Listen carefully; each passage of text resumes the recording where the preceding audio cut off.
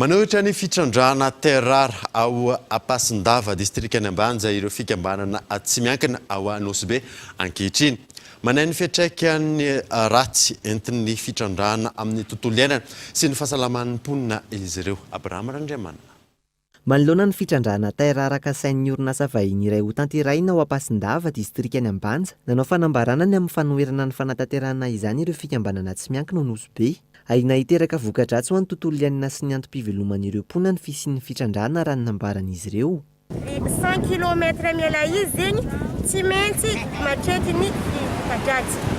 Ary zay Anosibe zay voalohany zegny antrehany zegny. Io maty loko agnaty ranomasina io. Ahitany vlomanay.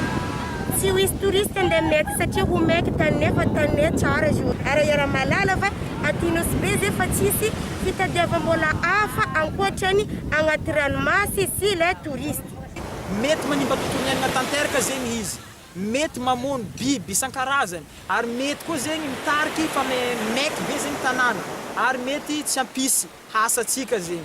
Tsy aivina, efa nisy ny hetsika fanoherana ity fitrandrana ity no tanterahin'ireo mponina teny fotony ny volana febroary lasa teo. Arak'izany, miantso ny tompon'andraikitra hijery vahaolana manoloana ny fitrandrana terrara ka saina tao Apasindava distrika any Ambanja ireto fikambanana tsy miankina Anosibe ireto.